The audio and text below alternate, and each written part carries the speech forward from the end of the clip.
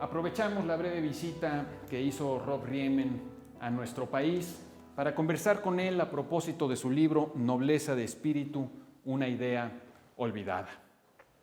Hoy les mostraremos la segunda parte de nuestra conversación con este intelectual holandés, defensor de la verdad, la belleza, la libertad y la justicia, Rob Riemen.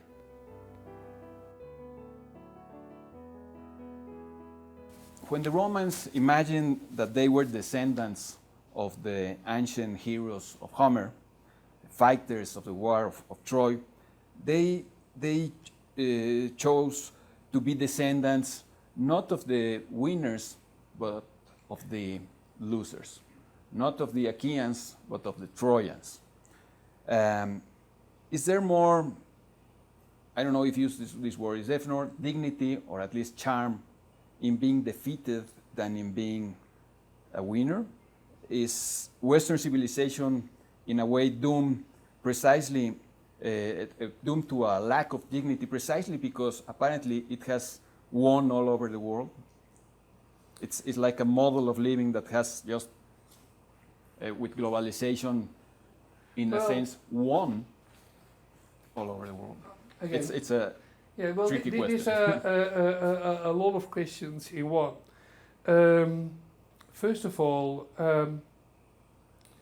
what is the essence of European Western civilization? Mm-hmm. There is a universal appeal of what it means to be free. And you can make a whole life from Socrates to Spinoza to Kant to others who wants to explain to us what the essence of freedom is. And I think that Spinoza put it most beautifully. Freedom doesn't mean I can do whatever I want then. No, you're only free when you created the courage and the insight that you have to use your brain, and that you are no longer imprisoned by your own fears, your own instincts, your prejudices, your stupidities, that you have discovered in yourself what it means to the dignity of man, what makes life worth living. Only then you can say I'm a free man. Again, it's the message of Socrates, it's the message of Spinoza, it's the message of... That is at the core of European Western civilization. Goethe also plays a big role in it. Based on this freedom, when we could, when we could give religion and the world of the church its place, and that a religious worldview cannot dominate our quest for knowledge, etc., that the world is not flat. No, the planet is round. And yes, we wanted to conquer the world and we had to spread European civilization, and everybody has to. But it's like in the novel The Buddenbrooks of Thomas Mann, when the house is finished, the decline starts. After Europe had conquered the world, and when it was no longer interested in cultivating spiritual values, but when it became a very nasty power play, we are the boss. And we have the British Empire and the Dutch Empire and the colonies, and we destroy everything what is not obeying to us. That was the end of Europe. And now we are having something similar. The Pax Americana was supposed to be the Pax Humana, was supposed to in the vision of a Lincoln and that kind of great man, to spread, and this was also the vision of a Walt Whitman, right? That the whole world would be one democracy, and because of this democracy, we would cultivate fundamental values which would make it possible for everybody to live their life in dignity and in peace and in harmony and so on and so forth. Well, the Pax Americana became a very ugly phenomenon, and it's no longer the Pax Humana, and it's now again Russia, China, America, and the war in which we are, because Pope Francis is absolutely right. There is already a third world war, but it's economic. It's an economic war, and with enormous consequences, right? All those millions of people who are considered to be kind of waste because they are not being part of our global economy, being controlled by financial markets on which we have no control at all, destroying the planet at a speed which is almost horrifying. That's the war which is going on. And we can only stop it if we as consumers say, no, it's enough. It's very difficult, but there's then the very important things comes with the difficulty, right? Well, I don't have to. You know that at the end of his masterpiece, Ethics, it's it's Spinoza who writes, everything what is excellent is as difficult as it is rare, which should be a kind of wake-up call for everybody, especially young people, to realize: don't fall in the trap of what's easy. Don't fall in the trap of that you want to continue to live in your comfort zone. Because if you want to do something with your life, discover that what is really excellent is as rare as it is difficult. That's one thing. The other thing is, again, a moral choice. The world as it is right now is simply unsustainable. And you do not need any higher education to understand this. This economic inequality, the destructive force of this casino capitalism, the beyond control financial markets, a political class who has no clue what to do, a democracy which has nothing to do with democracy, and so on and so forth, and an educational system which is almost criminal because it is not educating people.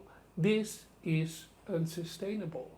8 years ago, Ricardo Cayuela had a conversation with you. We both are admirers of your work and of Thomas Mann. And we have both read a story by Thomas Mann called The Betrogene, translated into English as The Black Swan, and into Spanish as La Engañada, the deceived woman. It's about a widow of 50 years who falls in love. Do you remember this story? Can you tell us something about the less known works of Thomas Mann, like for example this story? Or well, it's a very tragic story because she thinks that new life is waiting for her, and then it turns out she has cancer, and that's a very tragic story. What are the unknown stories of Thomas Mann? That's difficult to say, but I can tell you the following. Thomas Mann is one of the key novelists of our time because his key question all the time was, first of all, what justifies my existence as an intellectual, as an author? What is my moral obligation? That's a little bit different than trying just to become famous and selling a lot of books. Then, as a German, he had to deal with the fact that out of the country of Bach, Beethoven, Wagner, Schopenhauer, Kant, Schiller, the greatest European culture, again, could also cultivate Hitler, Nazism, and responsible for one of the greatest horrors in the 20th century. And he knew... It was the more educated country of the world, maybe, when the Nazism grew also, there. Then he realized it is too simple. Well, bad Germans and good Germans. There is a bad Germany and a good Germany. No, it's one phenomenon. And then he deals with this, as you know, in his great novel, Dr. Faustus. And what he tries to understand is, to go back to your earlier remark on Plato, what happens when we turn culture and art and beauty in a form of idolatry. That behind that there should always be a truth on what human dignity is. And then as a sequel to Dr. Faustus, he writes the Gewählte, I think in English it's The Chosen, where it's a very beautiful, almost religious story about the meaning of grace. And then even later, at the end of his life, he writes a beautiful, beautiful essay on Chekhov. And in this beautiful essay on Chekhov, he comes with what he learned from having lived for 80 years, being a Nobel Prize winner, being considered the world as the good German, a close friend of President Roosevelt. And what is it that he has learned from life, which he expresses in this beautiful essay on the novels of Chekhov? That art is never, a shortcut to a utopia. But that the one thing that art can do is to offer consolation, to let you know you're not alone in your grief and in your difficulties of life. Mario Vargas Llosa at the Nexus lecture once said, well, literature teaches you how to be unhappy. But that's a very important thing, how to be unhappy, because yes, there is a lot of tragedy in life, there are a lot of difficulties in life. It's impossible to be happy all the time unless you are stoned, and even that will end at a certain moment. So how to be unhappy? So, and what I'm hoping for and what I'm waiting for is that in a time in which we are facing that the book culture is disappearing. It's disappearing because people want us to believe that the e-reader is a book. The e-reader is not a book. I always say, look, the e-reader is like having sex with a sex pop. You can do it, but there's something missing. It's not a book. And that the world of games or whatever can never replace books. And that if we really want to believe that, I'm too busy to read books. Yes, if you're too busy to read books, you have something doing wrong with your sense of priorities, right? So, this book culture must come back. We have to protect it. And then, I'm convinced that a new sense of literary culture will come back. And people will rediscover the meaning of reading a novel. And that, reading a great novel is a transformative experience in your life. I'm not claiming that it will make you a better person, but it will give you a better perspective on life, it will give you a better perspective on yourself, it will give you a better perspective on other human beings, it will give you a better perspective on how the world is. And that is something more essential than anything else.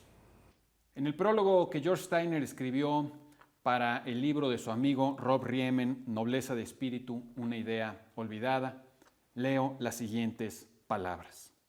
Mientras el lenguaje continúe marcando la pauta, mientras podamos seguir hablando los unos con los otros, hay esperanza para la civilidad y la búsqueda de la verdad.